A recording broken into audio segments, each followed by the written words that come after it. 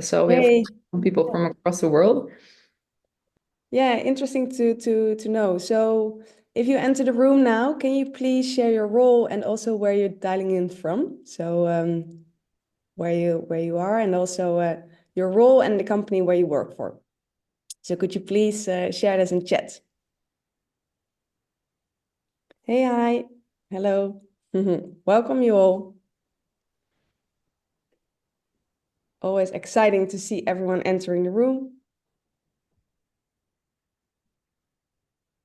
Thanks for already sharing.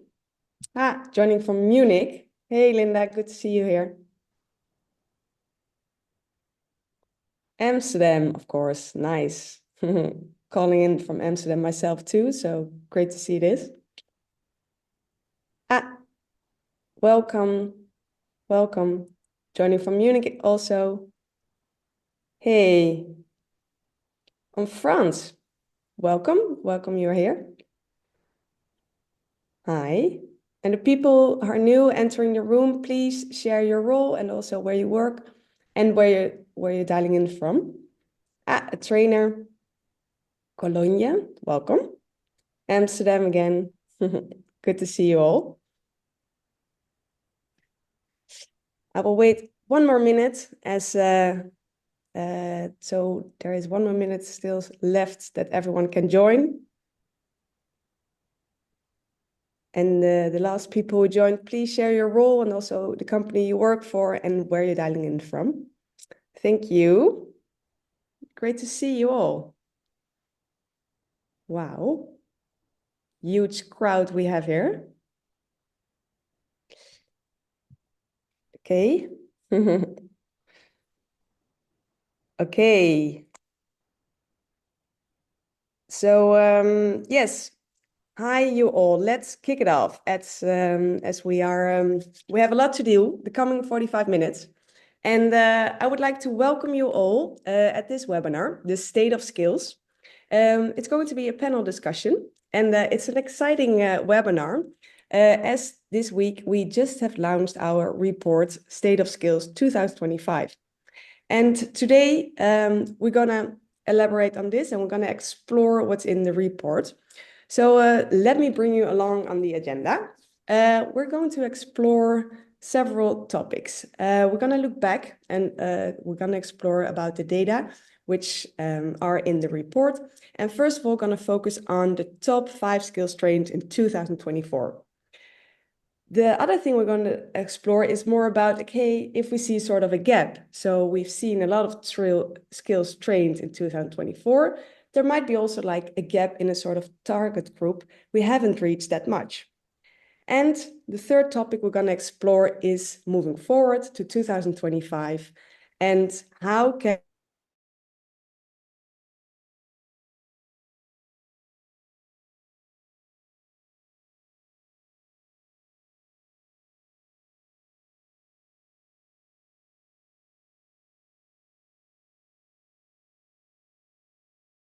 that you might be thinking, who is she talking and who is that girl in front of me? So it's me, it's Juliette, and I work as a learning and development consultant at Lepaya. I'm super passionate about corporate learning and basically about the strategic role you all have in your companies and you have as a learning and development. And I would love to introduce my panel of experts, and I kick it off with Claudia. And Claudia, I have also a question to you. While you introduce yourself, can you please also share and try to do it like in one word, and what trend will ensure business impact in 2025? Yeah, sure. And thanks for the invite. Super happy to be here. My name is Claudia. I work at Lepaya in the product team where I'm the academy lead, which means I'm responsible for our portfolio for young talent professionals and leaders. So a topic close to my heart. If I would have to give it one word, I think it would be alignment. And maybe that deserves a little bit of explanation, actually. So I think in 2024, we already saw, of course, technological change, economic uncertainty, and I expect that only to intensify in 2025. And for that reason, it becomes even more and more important that we align the skills that people need in the organization to the business needs, and also that we align that internally together. So I see it almost as an orchestra where we have the musicians, which are the employees, the leaders, which are the composers, and then we have the conductor in the middle. And now suddenly the audience is asking, hey, we want a different genre, but how would an orchestra like that accomplish that? And here I see a big role actually for everyone involved in talent development, L&D, or interest in that, to really play that role so everyone knows what to play in 2025 and how to play it together. Wow, thanks, Claudia. Already the bar is high. Great summary of what you think 2025 will bring. And you will be focused really on the alignment. And I love the metaphor you're using regarding the orchestra. So let this inspire you all. Thanks for sharing. And we're going to speak further on this topic. So Antonia, can you please introduce yourself too? Yeah, sure. Tough act to follow. Hi, I'm Antonia, or Tony, whichever you prefer. I've been specializing in all things L&D at Hunkemoller for 3 years now. Something that interests me most, I guess I would say, in corporate learning is definitely the strategic aspect of it. So aligning a learning strategy with a business strategy. And I think we'll chat a bit more about that later as well. To kind of piggyback off of what Claudia already said, to me, I think cross-departmental collaboration is a key skill to train in 2025. Also based a lot on what I'm seeing in our company, to me, just because it fosters results that are really all integral to business growth, because out of it come processes such as, creative solution finding, well-rounded decision-making, goal and strategy alignment, and specifically in our case, also customer experience, and in general, of course, also internal professional growth. Thank you, Antonia. And Ian, I would like to ask you to introduce yourself. Yeah, thank you so much. I'm very happy to be here as well. And I was scrolling through the list of participants here, and I saw some people actually also with some recruitment roles. And especially people within recruitment will know that there's a sort of war for talent going on, where it's very difficult to get the right talent, to keep them in. And while struggling, I think it's even more important to stay adaptable. So that means that if you want to upskill your employees, you need to also make sure that they stay adapted to that ever-changing world. We've seen the change in AI that's coming. Data has been changing, if that's important or not, and basically the whole economy keeps evolving, and therefore that adaptability is super key in 2025, because things will definitely change more in this year, and staying on top of that will be vital. Thank you, and thank you also for this inspiring vision. And but first, we've been looking briefly into 2025. First, we thought to look a bit back and dive into the report. So what I just shared is that this week we have just launched our State of Skills Report 2025. And the main thing, or like the first thing we would like to focus on, is what are the top 5 skills trained in 2024. And I would like to ask you all, the audience, if you can also share in chat, what do you think were the top 5 skills? So please share in chat and think of, within your company, what were the top 5 skills? So what top 5 skills were trained? So share it in chat. Great to have your vision on this, and we will go over it too. As to give you some context about the State of Skills report, is that what we have done at Lepaya, we have analyzed around 194 companies. 194 companies and around 26,000 of learners. We've analyzed in which skills have been trained the most last year. And what I see now indeed in the chat, I see, for example, what you think it could be like leadership, communication, resilience, that these were the top 5 skills trained. Let me bring you along on our numbers. What we see is these were the top 5 skills trained in 2024. And you see 5 several skills. And what you might analyze from the figure you see, from the data you see, is that we see empowering leadership is really taking center stage. So in 2024, we have really, we've trained a lot of leaders, and it can be also logic as that companies, they face challenging times, as it's interesting, no, not interesting, but it's valuable also to invest in the leaders. On the other hand, you see the sales skills. If you look at the figure, you see that sales skills have been trained more in 2024 in comparison with 2023. And if you see the analytical thinking, there might be a small drop here. So these skills, it's interesting to dive into this. And I actually would like to ask Claudia if you can give your vision on it as academy lead. How do you look at these numbers?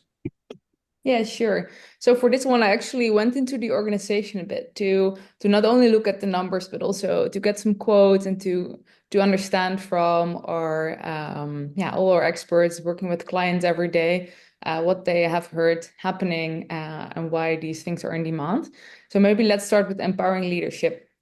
What they mentioned here, and I think this is actually also quite a general one, is that in 2024, training budgets were often more tight than before. So they really had to prioritize, where do I invest this year? And actually leadership was one that kept being on that high list.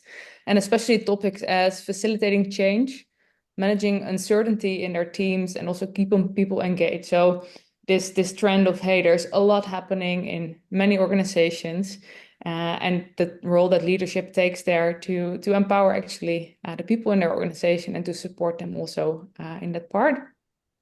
Then on the sales skills, so also related to tight budgets, and I think especially if you're working in a high growth company, previous years there were often quite a lot of salespeople. It was easy to hire them, to get budget for it, but now that also gets more tight. So there is less sellers in organizations that usually need to make the same or sometimes even higher sales targets. So the ones that are there, companies are really investing in to get them more productive. So this is something I've heard back from quite a few colleagues. And then the one on analytical thinking, I was actually quite surprised that decreased because, hey, all the buzz around AI and what we're doing with data, etc. And what we saw here actually is that especially in segments like Power BI and Excel, we saw a little bit of a decrease. But the other skills were more or less staying equal in that cluster. Yeah, and also Ian, I'm interested in your vision. If you look at analytical thinking and also your expertise on this, how do you look at that?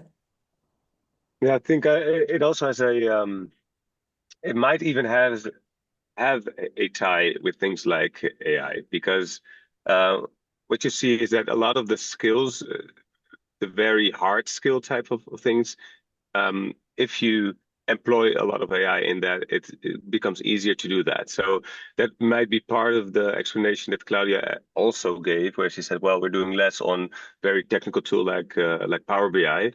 So that might be part of the equation. But to be honest, I think the biggest driver here is as well basically the tight budgets, because the focus is now to just make sure that everybody's on the same page in the leadership realm, basically. But this will come back, I'm sure of it, because it will become even more important in the future to, be data literate, be AI literate, know what you're talking about, become more efficient in your role. So, and the analytical part of that is very key. Yes, thank you. And also I'm curious, Antonia, if you can share, as you have your vision from Hunkemoller, and if you look at these skills and also the comments Claudia and Ian made, how do you look at this from your perspective and how you approach it at Hunkemoller? Yeah, I think for me, it definitely looks very familiar, specifically looking at the first and their bourses, their by seeming most popular one, empowering leadership. That one really strikes a chord, I think, in the Hunkemoller context. Because yes, for example, in the latter half of 2024, I did a skill gap analysis where leaders could indicate which skills are needed in their teams. And I had a little comment section next to it, and there our heads of departments often indicated that whichever skill, be it collaboration, feedback, whichever, was specifically needed in their leadership. And this is basically based on, it's based on their belief that if you want to change or if you want to see a certain skill present in a team, that behavior actually needs to come from above first through, modeling, motivating, and empowering that behavior in a team by the leader itself. Yes, and I also like that you share the analysis you've done, and we're gonna talk about that later on further, and to hear your vision on it too, and how you approach it at Hunkemoller. So here you see indeed the key trends, and I went over it already. But what we saw indeed, empowering leadership is taking center stage. Sales skills, they enter the spotlight, and the changing role of analytical thinking. And I think it's really interesting, and also to move towards another question, as we see now. Okay, these were the skills in which have been invested a lot by the companies we work for. We might see also a sort of a gap, and most of all, like a gap in a certain target group in which we have invested less, maybe. So I would like to have a poll here, as I'm super curious on which talent groups do your learning programs primarily address. So which talent groups? And I would like to ask if you would add your vision on it. And we're going to share with you how it was looking at our learning programs. So please share your vision in the poll.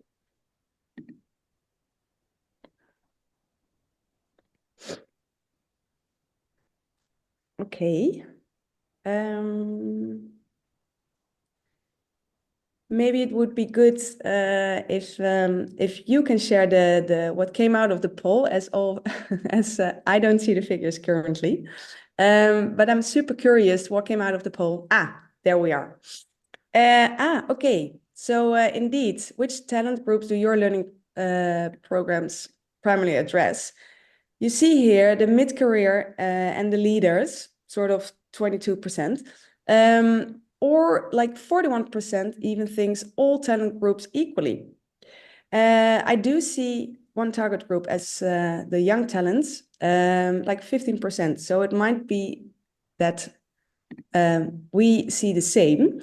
As I will go over to our data. What we see is, if we look at all the hours trained per talent group, there we see that in young talents, indeed, if you would compare it with leaders and professionals, young talent, this was the target group in which we might have invested less than usual. And you could say this could be a gap, and maybe a crucial gap, as at least what I think is that young talents are the leaders of the future, and therefore I think it's really important to invest in these talents. But besides my opinion, I'm also curious on Claudia and Tony. How do you look at this? So if you look at the young talents, what will you say, and what do you see as a gap here? Claudia, can I ask you first? Yeah, sure. So again, diving into the data a bit more, and also from, I would say the last actually maybe 2 years, what we see is that there is quite a segmented way in how companies are investing in young talents, or at least at our clients. So we see two main streams of where we're running programs. The first of one is onboarding programs, and this actually happens across industries. So really like, hey, people are coming out of university, out of school, or actually entering the job market through a different route, and they need to be onboarded in working at the company. So really that onboarding of the first stage of their career. There is an investment in there, and then there are also traineeships, which usually go a bit longer than that first year, but 2-3 years. And here we mainly see that the banking and the consulting industry are industries where a lot of money is invested actually in this. And if I look at their business model, of course, it's a big part of their company. So they really need to get them up to speed, and they are a really important part of their revenue, their services as well. But however, if we only look at onboarding and traineeships, we actually have, in my opinion, a gap into the continuous upskilling part, and especially this group, which is a different generation, often are coming into a new world of working. When I started working, it was pre-COVID. Everyone was in the office. I could ask people. Now, sometimes people working 2 days a week from home. It's more difficult also to get these things just on the go. So I think this is actually a gap where we are maybe losing an opportunity to create really long-term contributors and future leaders. Yeah. And Tony, as you might be like a young talent and also a great professional. So how do you look at this? And do you see like a gap here if you look at Hunkemoller? Well, first of all, I in general completely agree that we should focus more and invest more resources in young talent training, because we are the workforce of today and tomorrow. So as a young talent, I do feel spoken to, absolutely. From my perspective at Hunkemoller, we definitely, whenever we design our new learning curriculum for the new year, we do make sure that we have courses for everyone. So either courses that everyone can participate in, no matter their job grade, or we say, this is a leader's course, this is the professionals courses, these are the young professionals courses. So we do try to always have something in there for everyone. And I think that's something we do well. And I see our young talent very well represented in our courses. So the interest is also absolutely there. What I will say, though, is, and you know this, of course, because we've had a lot of meetings about our new curriculum, is that in this year, we are focusing more on leaders than we usually do. But that is, really due to the reason that I explained earlier a little bit. So because of, the skill gaps that were identified by our heads of departments, it seems as though certain skill gaps really start at leadership and need to trickle down that way. So that's the state of it at the moment, but that doesn't mean that we don't have any training for our young talent at the moment. It's just that we have more of a focus on leadership this year than we usually do. See how it goes. Yeah, and I also hear what you say is that it's not that you have been really focusing on target groups. It was really you've been focusing on skill gaps and the skills which need to be trained, and not really focused on, okay, we need to focus on the young talents or leaders or professionals. It's about, okay, Hunkemoller, what we need in general for the complete business. We need to upskill our people, and we're gonna offer skills in which we need to upskill our people. So it's not focused on the target groups. And that's what I really like on your approach, what you do currently at Hunkemoller, also what you've done last year. Yeah, I think what works, the way that it kind of worked is, you're right. We didn't approach it from that kind of group perspective, but then through the skill gap analysis, it was really pointed out to us that the leaders specifically should be focused on, because when people were able, or when people wanted to give a comment on a skill that they rated in a certain way, the comment was usually, we need this in our leaders. So that's what really, popped out to us. Yeah. Thank you. And let's look forward a bit. As we've been looking back towards 24, and we've seen like the top 5 skills trained, and also what we've seen, like, okay, there might be a sort of a gap. So moving forward, 2025, and also the topic in which I'm super interested in, how can HR and L&D leaders become more strategic, as this is basically our role. So there's also a poll here, and I would like to ask the poll. So if you look at yourself and currently in your role, and it's also the beginning of the year, so it could be that you're really working on your strategy and your plans for the coming year, how do you typically set your L&D goals and priorities? So if you look at yourself, how do you prepare yourself for the year, and how do you typically set your goals? So please enter it in the poll and add your comment, and to see how you do it currently. Can you please add it in the poll? So I'm curious what will come out. as let's wait for the answers. Could be takes a bit as it took in the previous time. So, okay, what will come out of? Here they are. Here are the figures. Interesting to see. Okay. I like to see that like 38%, they say, how do you typically set your goals? They say it's based on business needs and strategic objectives. So that's indeed the thing we would like to see, that this is the way you work. So great to see, and that's also that it comes out of the poll. Let me go over it. This question also to ask you, Ian, and Antonia, about okay, how do you approach? And Antonia, I start with you. How do you currently approach your L&D strategy, and also what have you been working on in 2024?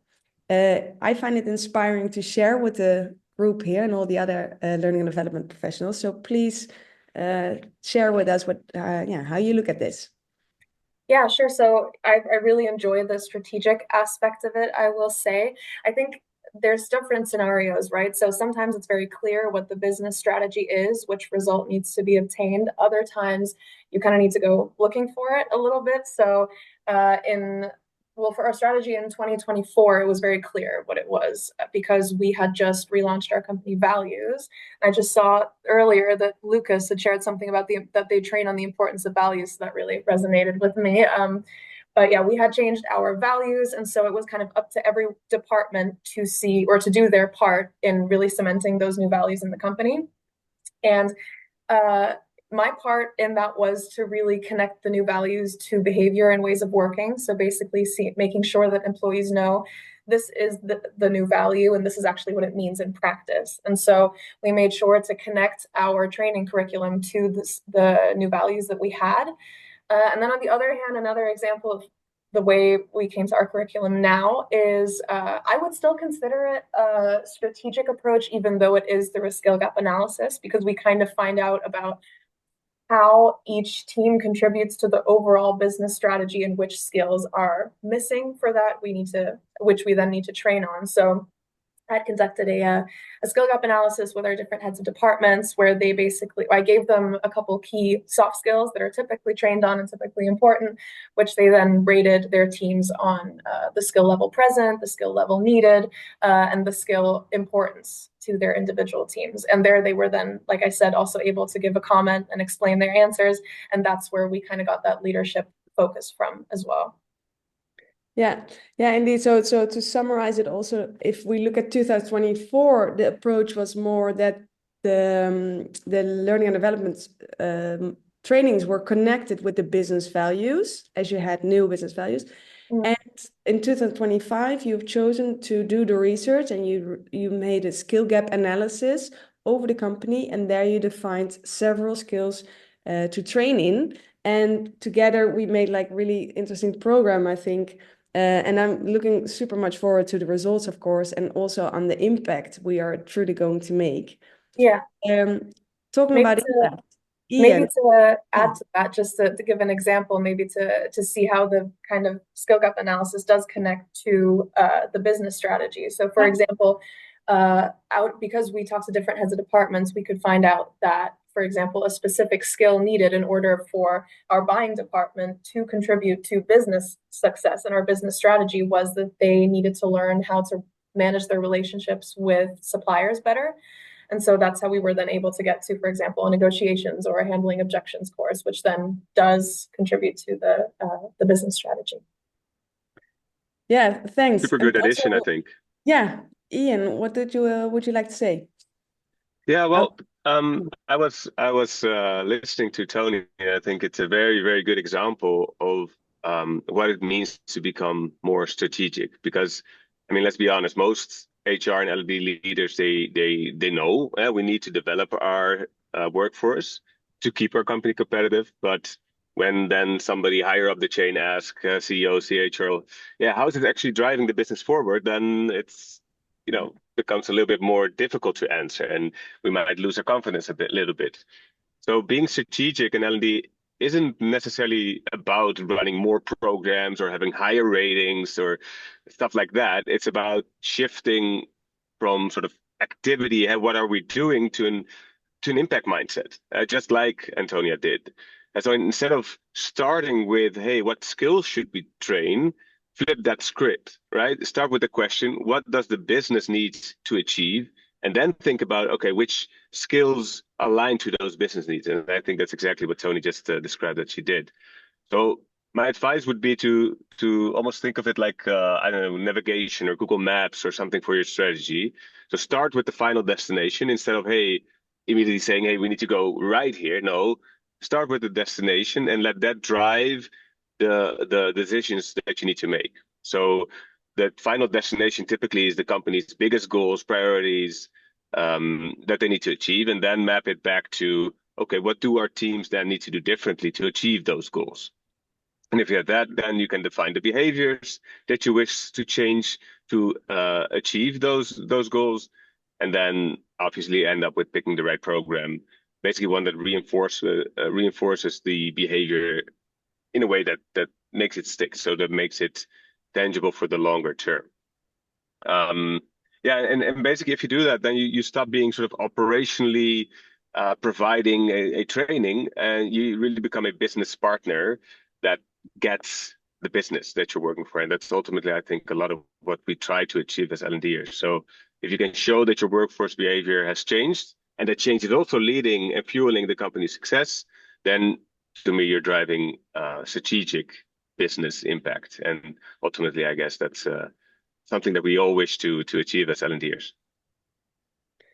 Yes, and also I like it. You said so we need to change our mindset. So it was from impact. From which to it was at the end is impact. Yeah, basically from yeah we went. So the idea is that you go from that you don't start with hey, what are the skills that we need to train? You start with the end, and the end is the goals and the impact that you want to make. And that's what we call an impact mindset. And that's so starting with the end goal and then moving towards that by once you've defined that, hey, what are the things that we need to change to get there in each team specifically? Yes, and I would also would like to ask you, in because at Lepaya we have and also to connect your answer to our tool what we are using at Lepaya, because we have launched the Lepaya Loop, and basically what you were saying also to have your Google Maps and to have really clear in what you would like to achieve. We work with the loop, and I would like to ask you, can you explain the crowd in how we work and what does the loop this loop say and what it tells us? Yeah, sure. So this is basically, in a nutshell, what we talk about when we try to increase that strategic business impact. So you start off on the sort of the top left area with the business needs. And typically those are quite easy to sort of distill from maybe even an annual report or a meeting or an all hands or something like that. But the trick is then to turn that into workplace needs. And a lot of times those needs aren't necessarily only achieved by training, right? There could be other forms of developing ourselves, processes that need to be changed. But if you have a very clear idea about, hey, what are the needs of these teams that we need to achieve to get to the business goals, then you can link them to your learning programs. And again, like I said, the learning programs can be training, but can also be other forms of developing oneself. And from that, we translate them into the initiative that we need to do. And ultimately, they need to form into behaviors and mindset that needs to change. Like I said in the chat and like Antonia has done, they want to change how we interact with our values. So that can be tangible by defining the behaviors that belong to those values. And once you can show, hey, yes, the behavior has changed, then you know you made impact because they all roll up into the business needs back, basically, right? And then a lot of times you start at the beginning because you have other needs that now have more priorities, and then you go through the whole loop again. So that's why it's actually a loop. It's not actually like a Google Maps because it's a Google Maps, but also back and then again, right? It's like a recurring bus route almost, but then a little bit more sophisticated. Yeah. And important also like that we have like an end-to-end solution. Exactly. And Yeah. it's a round way of working, and the most important is that we start from business needs. And there we make the circle, and we do the analyze, and then define, okay, which behaviors and which skills do we want to train, and what impact are we thriving for. And we love to work with this loop, and thanks, Ian, also to explain it even more. So to end up also, there is some time for the Q&A. But before we start to the Q&A, we also would like to give you like some gifts, as 2025 has started, and it would be great to have like a toolbox to work with. So we have like 2 gifts to give to you. Our L&D toolbox. What we have is we have a skill gap analysis tool on our website, and which will be shared currently in the chat. So you can go there and then use this tool to define for yourself what are the general skill gaps in my company. And the other tool we would like to give to you is the 5 don'ts for learning and development leaders. And this report, you can go towards it. Also, it's shared in the chat currently. Yes, so this is together with the report and our toolbox, we think we can kick off the new year, 2025. So there is some time left for the Q&A. And I would like to ask you all who are in this call, and if you can share your question, if you can share it in chat, if you have a question to one of the speakers, or maybe to myself, or regarding the report, and if you can share your questions in the chat, so to have a sort of a Q&A here. And in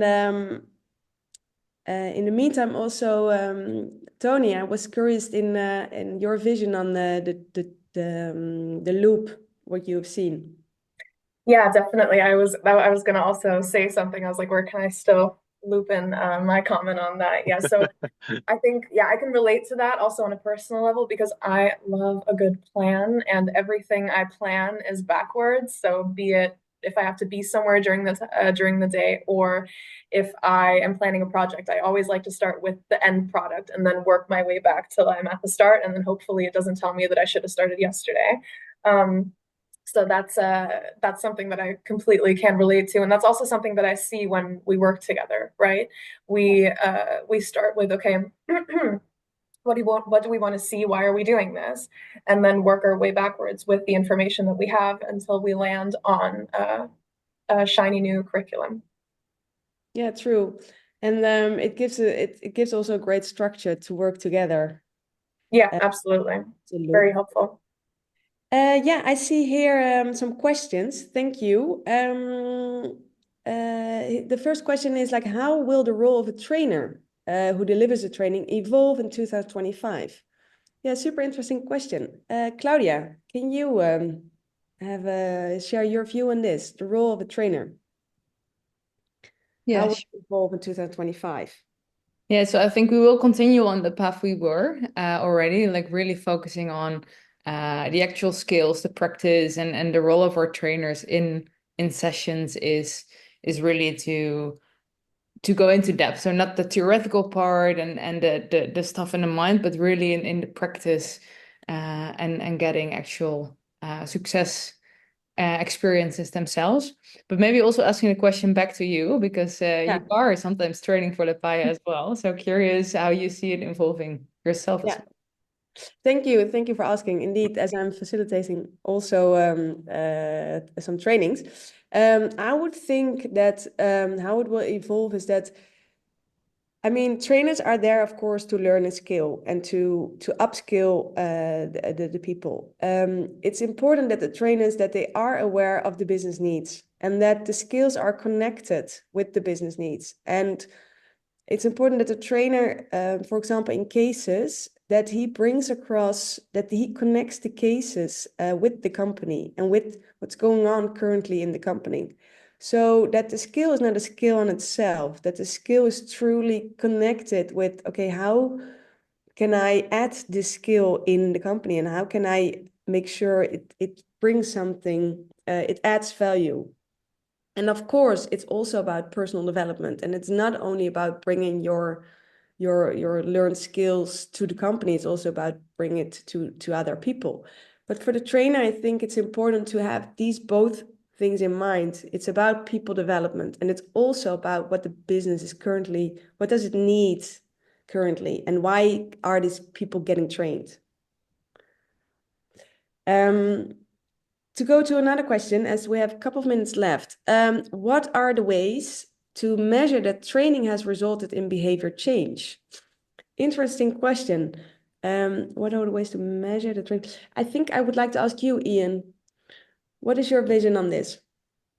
Yeah, this is of course the how do you say that, the golden goose, right? If you get this one right, then you can really prove that you're doing the right thing as a L&D, right? Because if you are able to prove that the behavior has changed, then and you can link that then to the business goals, then you're sort of a key business partner that nobody wants to leave out of the conversation. So this is a very good question, and here at Lepaya we do that via several ways. So we always make sure that our modules themselves are really focused on that application, right? On the application phase. We don't want to just change a mindset for the sake of it, or just like train some fancy new shiny nice thing. And we want people to change their behavior. And you can measure that in our specific programs by doing something like what we call a moment of truth, where we really make sure that people during the session plan a moment in the future where they're going to apply the skills that they've just received. And leading up to that point, we help them with making sure that they actually are going to follow through on it. And afterwards, we actually measure if they did it. And if they did it, it's a very good leading indicator that, hey, yeah, probably the start of a behavior change is there. So that's one way. In some cases, it's not as easy as picking a single moment in time, right? Something is way more of a habit that needs to be changed, or something that's more structurally. And in those cases, we have different ways of trying to help people with that. So, for instance, one of the things that we do is an action plan where we let the learner decide, hey, what is it that I need to do in my day-to-day life to make sure that whatever I've learned here is applied in my day-to-day job, but more on a consistent basis. And then again, we put our measures in our platform in place to make sure that we can also measure, hey, did they actually do that? So we ask that recurringly and then report back on it to our clients. Yes, I hope this gives a little bit of an answer to that. It is, and no, it was truly a good answer, and also good to bring people along on the way we actually work, and also on how we measure it. Yes, I see a last question coming in. Unfortunately, I need to ask you is that because we're almost in time. It's like 1 minute left, and I need to wrap it up. But I would like to make sure that we can answer the question. So what we will do is I can give you also my email address and a Slack channel. In the Slack channel, and then we can answer your question. Because I would like to, unfortunately, I need to wrap up. As I look at the panel experts, can you, if we would wrap it up, what would be your key takeaway for 2025? And also, what is actually your key takeaway of this webinar? Tony, can I start with you? Yeah, I think, well, first of all, it was really great to be here. Really nice to chat to you all. I think in general, I think it's really cool to see so many people from all these different industries, and that our day-to-days probably look quite different, but it is really nice to see that through your comments and interactions in the polls that we are actually quite similar in our L&D vision, goal, practices, strategies, prognoses. So it's always something that I like to see also when I go to an L&D event, for example, because there's so many different people, but kind of with a common goal. Thanks. You, Claudia, if you would wrap it up. Yeah, so I think for me, what comes up is potential. There is so much potential that we can all reap in our own companies through learning, upskilling, anything talent related. So that makes me very excited about 2025. Thank you. And you, Ian? Yeah, I'll keep it short. I think I really wish for and hope and that we all become more strategic so that we can do more with less, provide more value, and then ultimately have more impact with our stakeholders. That's what I hope for as an Great. impact expert, right? So of course that's my my wish for today. But thank you. Yeah.